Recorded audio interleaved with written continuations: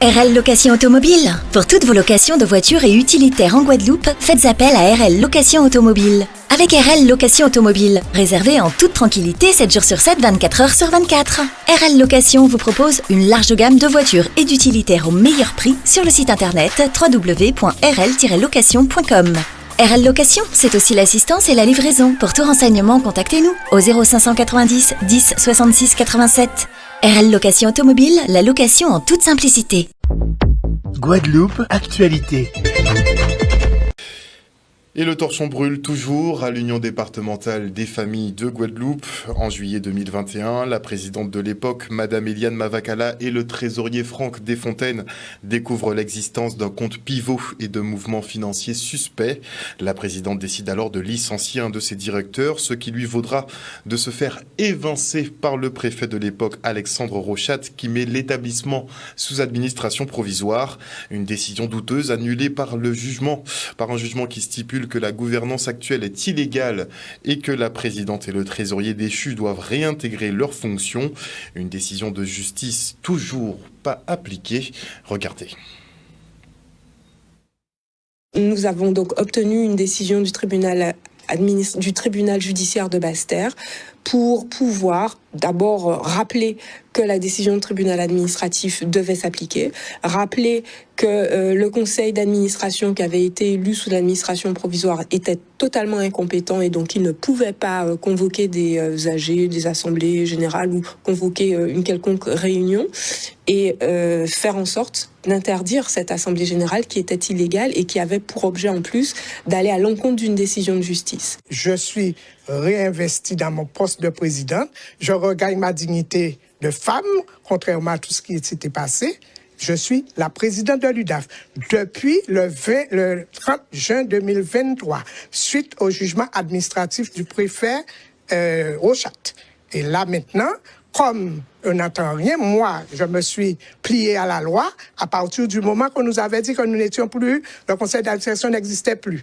Mais maintenant, depuis le 20 juin, tout a été notifié à l'UDAF et à l'UDAF. Les gens persistent et signent pour rester en tant que présidente. Mais nous, on va demander à appliquer la loi. On a eu un jugement en référé du 3 novembre 2023, là, cette semaine, qui dit que la gouvernance mise en place par une structure provisoire est illégale, elle est illicite, elle n'a pas compétence à prendre des décisions concernant l'UDAF. Donc, elle nous rétablit dans ses motifs, dans sa conclusion, dans notre rôle de gouvernant, membre du conseil d'administration de l'UDAF. Pour reprendre ma présidence, une chose que je voudrais bien qu'il se passe, parce que les mêmes personnes qui ont mis l'UDAF dans cette situation doivent aussi mettre leur nez dans les finances de l'UDAF. Parce que quand j'ai pris l'UDAF, il y avait 41% de dette et avec une histoire de fonds dédiés, ils ont fait comme c'est arrivé à 25%. Mais cherchez où ça, les 25% sont sortis, l'argent n'existait pas. Alors tout ça, il y a une histoire d'argent qui se passe à l'UDAF qu'on doit mettre le nez dedans. Et c'est parce que j'ai été mettre mon nez dedans que j'ai été évincé. Et moi, j'admets qu'on ne peut pas accepter des choses comme ça qui se passent en Guadeloupe. Nous allons tout simplement installer la présidente et voir si le personnel, et en l'occurrence le directeur, applique les deux décisions qui ont exprimé de façon très claire que l'ancien conseil d'administration, celui qui voulait mettre de l'ordre, celui qui voulait faire face au dysfonctionnement, eh bien que ce conseil d'administration doit être rétabli. Une justice souvent à géométrie variable en France. Et on se rend à l'Université des Antilles pour l'ouverture du colloque sur l'évolution statutaire ou institutionnelle de l'archipel Guadeloupe. Une rencontre pour éclairer la population sur les concepts d'évolution, mais aussi en vue d'une confrontation entre la vision politique de nos élus et la vision scientifique des universitaires. Regardez. Ce colloque répond à deux ambitions, deux objectifs. Le premier, c'est de permettre à la population de se munir d'éléments de définition, d'explication, de vulgarisation des problématiques statutaires et institutionnelles. Nos universitaires ont abordé notamment, par exemple, les concepts d'adaptation, de dérogation. On a aussi abordé les questions de colonialité, de modernité, mais on a aussi tenu à pouvoir présenter les différents éclairages techniques, notamment sur ce que peut être une évolution statutaire, ce que peut être une évolution institutionnelle et ce que peut être aussi le maintien dans le statut de département-région d'outre-mer actuel avec les avantages et les inconvénients. Nous avons des experts, nous avons des présidents d'associations, nous avons des hommes de terrain. Je pense que tout un chacun doit mettre effectivement son pied à l'édifice de manière à pouvoir construire ensemble quelque chose. Mais c'est pas parce que les gens apportent leur contribution que c'est ce que nous allons faire. Ce qui est important, c'est que nous puissions avoir effectivement des hommes de loi qui nous accompagnent, avoir aussi des idées de la population, des idées des associations sur le social, sur un peu tout, de manière à avancer. Toute évolution doit avoir deux objectifs. Un objectif, la protection de la Guadeloupe en termes de développement économique, en termes de santé, en termes sur le plan foncier. Et un deuxième objectif, qui est le développement donc, du pays. La population attend des politiques publiques avec des résultats. Donc ce que moi j'appelle l'efficience des politiques publiques. Néanmoins, ce n'est pas parce que ça ne marche pas qu'il faut dire qu'il faut garder le statu quo. Non, il faut commencer par régler effectivement, là ça ne marche pas, et donner ce qu'on appelle en sociologie, et les Américains disent ça, des win shots, c'est-à-dire des petites victoires qui donnent confiance. Il faut commencer par là, qu'on puisse nous réussir les politiques publiques là où nous avons les compétences. Et travailler sur les champs de compétences où nous pensons que l'État n'est pas le mieux placé pour faire réussir les politiques publiques. La deuxième ambition, c'était de permettre d'adosser à la réflexion universitaire la vision politique des élus pour pouvoir confronter directement, lors d'une manifestation, ces deux visions qui ne sont pas éloignées dans leur volonté de répondre aux besoins de la population, mais qui sont différentes dans leur approche. L'une est scientifique, rigoureuse et répond à une certaine rationalité et à une objectivité. C'est la démarche des universitaires. L'autre, politique, doit être en phase effectivement avec les besoins de la population, les exigences, les attentes de pédagogie, surtout que nous sommes dans un contexte de défiance générale vis-à-vis des élus. Donc un colloque qui répond à ces deux objectifs, ces deux ambitions, et puis nous avons eu la satisfaction de voir de nombreux étudiants participer, des personnalités de la société civile. Donc c'est une opération qui pour nous à l'heure actuelle est réussie. Collectivité unique d'ailleurs qui devrait voir le jour en Guadeloupe d'ici 2027, année d'ailleurs où l'octroi de mer risque de disparaître. Un gros trou à prévoir dans les caisses des collectivités, ce pourquoi elles se penchent déjà sur des solutions. Regardez. L'octroi de mer est un thème qui sera au cœur le 20 novembre du Congrès des maires, lors de la journée des Outre-mer. Il est important pour nous de préparer ce moment-là. Il y a une épée de Damoclès sur la tête de l'octroi de mer. En 2027, son sort sera scellé. Il va falloir que nous nous préparions, nous, à pouvoir donner notre orientation, notre vision.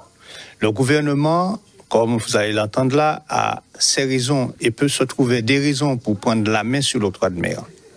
Cependant, l'octroi de mer doit rester un outil au service du pouvoir d'agir local. L'octroi de mer doit rester un outil au service des élus guadeloupéens pour lutter contre la vie chère.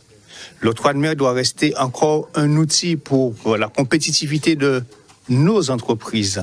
Voilà des objectifs que nous devons poursuivre. Mais comment réaliser ces objectifs-là? Avec quelle technicité? Avec quel apport politique? Il faut se réunir, il faut qu'on soit ensemble, il faut qu'on tienne tous le même langage. Et c'est ça que nous essayons de faire en préparant, bien sûr, les réunions à venir sur l'octroi de mer. Avant de passer à l'article 73 ou 74, il faut que nous soyons conscients que ça ne va pas se faire en un claquement de doigts.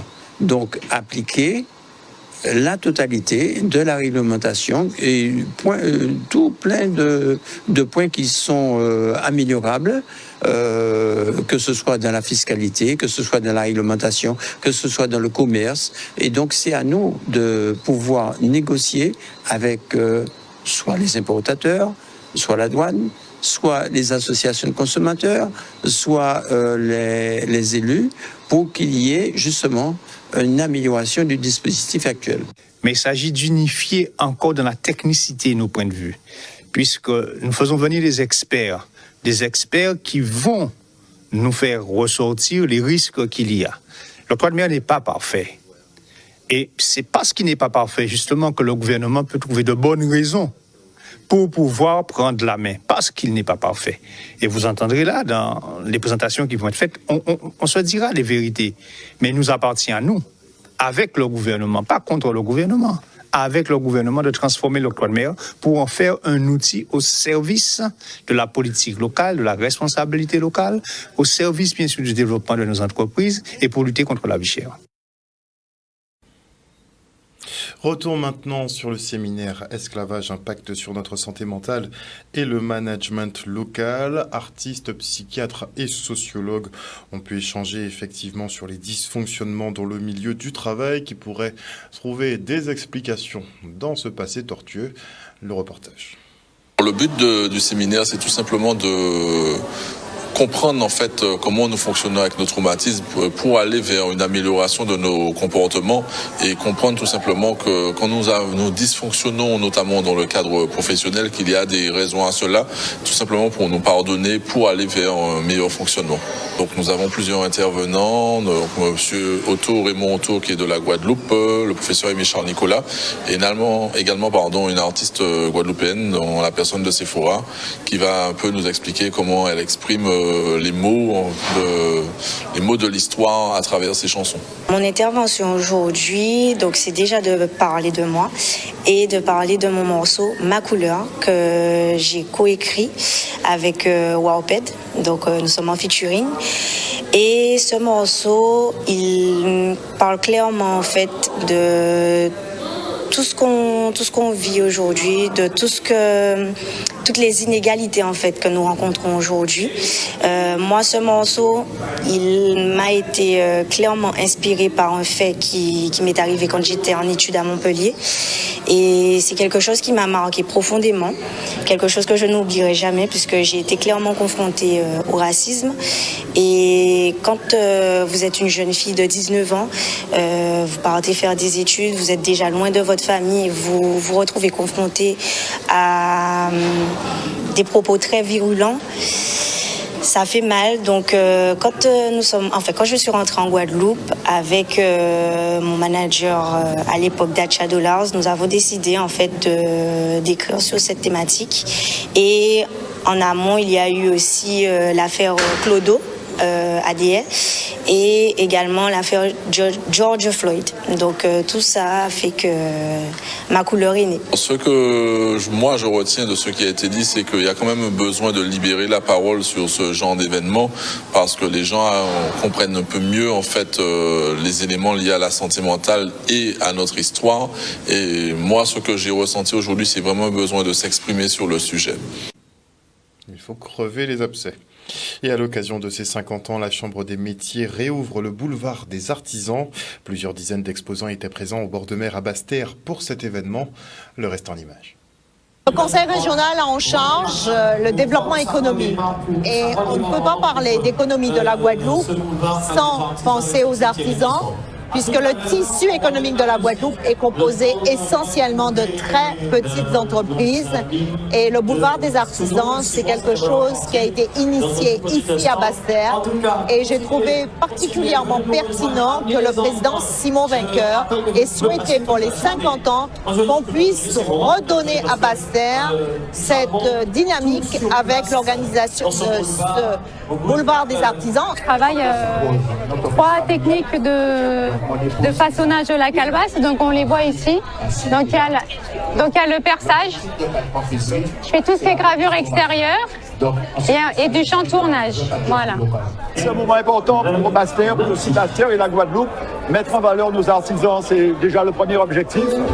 Valoriser Basse-Terre et le sud Basse-Terre, le développement économique, c'est important parce que le développement de territoire passe aussi par le développement économique. J'ai créé la marque Tropique Eden, donc je crée des sacs à main avec la calebasse, du cuir, du tissu ou bien de la fibre végétale comme le bacois ou la banane. Ça commence par une inspiration. Soit je suis inspirée par une couleur, par une fleur ou par un style. Après, je fais mon croquis, je décide avec quelle matière je vais créer le sac. Et puis voilà, je fais un prototype, un premier modèle. Je vois si moi déjà ça me plaît. Et puis si ça me plaît, je demande à des amis qu'est-ce qu'elles en pensent. Et puis après, voilà, je sors le modèle. Au tout début, j'avais une copine qui faisait ça en fait. Et j'ai trouvé son travail intéressant. Et petit à petit, je me suis mis moi-même à créer des luminaires en calebasse. Et avec la force des choses, en fait, j'ai créé ma marque, mon style, ma façon de travailler. J'ai testé la transparence sur la calebasse.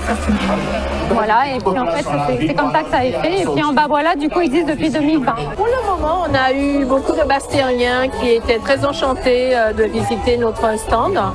Et de ce que je vois, ça plaît beaucoup aux gens. C'est vrai qu'on a malheureusement ici pas encore de corrélation entre artisans et tout ça. Et comme tous les artisans qui sont ici, on est là pour promouvoir notre métier, promouvoir l'artisanat local. Et vraiment l'artisanat local et pas des artisanats qui viennent d'ailleurs. Vraiment mettre l'art de Guadeloupe en avant. Et on se rend maintenant au marché de Gourbert qui s'anime de plus en plus. La municipalité entend bien continuer à mettre en lumière ses producteurs locaux. Regardez.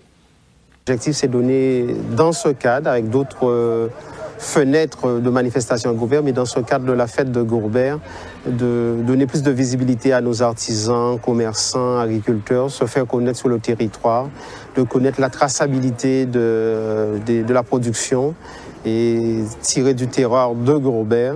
Et même s'il y a des ouvertures au-delà du territoire, les communes limitrophes, il est important aussi de se faire connaître et aussi encourager à consommer local, à s'alimenter en circuit court. Et c'est avec des partenaires qu'on travaille au niveau de la restauration scolaire. Et pour nous, c'est toujours un événement, mais aussi de la pédagogie à faire pour mieux s'alimenter, manger équilibré. Je sais que ma soeur, on fait tout ce qui est des grillades. Moi, personnellement, je fais tout ce qui est grillades boucanées avec de langoustes, des frites, tout ce qui est cuisse de poulet, côte de porc et aile de poulet. Ça se passe bien. Franchement, ça va. Les gens sont ça va, tout le monde va bien. Le client commande est-ce que c'est miel ici, ou c'est miel Cuba, ou c'est miel autre part. Mais avec la caractéristique là, ça ne peut faire que Benoît qui travaille, il faut qu'on travaille, que chaque logo, miel nous ici, IGP là. Donc voilà, ça c'est déjà un bon travail. Et notamment pour la sélection d'abeilles. Pourquoi la sélection d'abeilles? C'est-à-dire que le monde qui a dit que l'abeille semble être dangereux, comme c'est dinosaure. Oui, abeille dangereux, abeille qu'on nous. Si on est famille à Casa, il faut bien protéger, il faut payer ces gens à Casa. Abeille là, il faut protéger les chais. Effectivement, je ne suis pas trop près. L'abeille, il y a une abeille qui est croisée, qui est agressée au loin. Mais là, nous travaillons sur une abeille qui, avec des sélectionneurs de métropole, pour une plus douce et puis plus agréable au travail, le confort du travail, dans tout domaine. On a différents bananes. On peut dire qu'il y a au moins 11 différents bananes à côté des figues pommes, sucrées. Par exemple, banane là, ça, on peut voir là, c'est banane serpent. Et on peut créer banane tigrée. Mais ça peut être bon pour la santé. Même feuille là, les secs, on peut faire thé éveil, ça a bon pour la prostate, ça a bon pour le. Et même banane là, ça, quand on prend banane par exemple, on peut couper, on peut flanguer, on peut faire bouillir, on peut monter aussi. Marché de Gourbert qui me fait beaucoup penser au marché à Montréal, à Pointe-à-Pitre d'ailleurs. Et dans le cadre de la Riviera Fashion Extravaganza, la société Kiss International souhaite élargir sa team de mannequins et organise un grand casting. Tout le monde a sa chance, il faut donc tenter. Regardez. À l'occasion de la Riviera Fashion Extravaganza, c'est une Fashion Week qui va être organisée au mois de décembre, le 15, 16, 17 décembre 2023, avec la Carle et la ville du Gosier. Ça sera effectivement un rassemblement de grands créateurs de la Guadeloupe. Donc l'idée effectivement de pouvoir montrer effectivement tout ce qu'on sait faire parce qu'on a quand même un patrimoine au niveau de la couture qui pour moi n'est pas encore assez mis en avant, en tout cas sur le national. Et vraiment, c'est l'occasion de pouvoir montrer notre savoir-faire guadeloupéen et de mettre en avant nos créateurs. C'est un casting qui est ouvert à la population. C'est ce qu'on appelle la démocratie participative. Donc on fait appel à la population pour participer à un événement public, ce qui est normal. Kiss International Production a son équipe de mannequins professionnels, mais on veut compléter avec des mannequins amateurs et pour donner la chance à tout un chacun. On a recueilli un certain nombre de personnes. On a accueilli de tout âge d'ailleurs, donc ça allait des plus petits aux plus grands. Je crois que la plus petite, elle devait avoir 6 ans ou 8 ans, et la plus âgée, c'est une dame. Je crois qu'elle devait avoir 80 et quelques années. Donc c'est vraiment un casting qui était ouvert à tout un chacun. C'est un jury composé de professionnels, on a des mannequins et des gens de la presse, des médias, et puis l'adjoint au maire, Guy Baclet, et donc présidé par le grand artiste et top modèle Iman. Alors pas particulièrement d'exigence parce qu'en fait on va essayer quand même de représenter tout un chacun à travers cette Fashion Week, c'est quand même l'idée, et de pouvoir effectivement représenter qui nous sommes, la Guadeloupe. Je trouve ça très bien puisqu'en soi, en ce moment la société parle beaucoup de discrimination et c'est un super message en fait à faire passer à la population et peut-être même en dehors de la Guadeloupe. Un reportage de Vianney Valverde. Et on enchaîne maintenant avec le grand village aux couleurs de la Guadeloupe.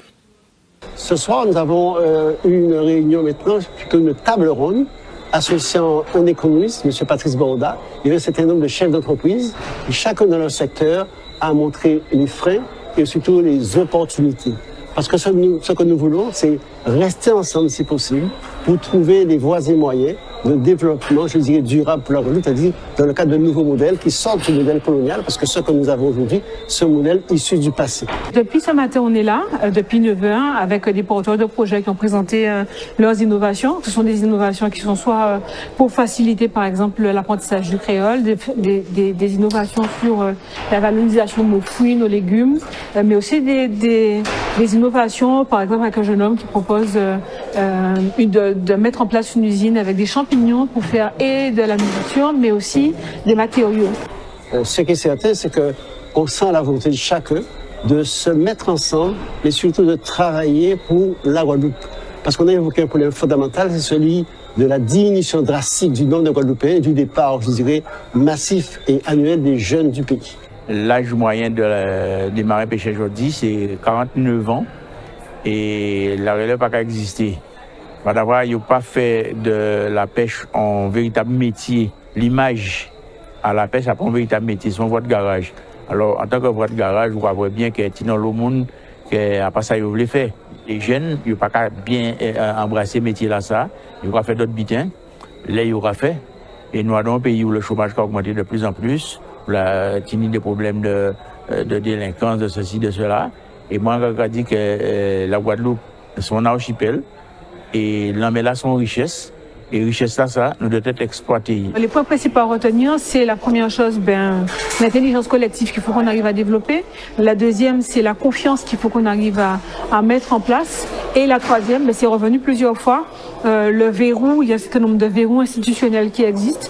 Il faut qu'on arrive à s'en départir.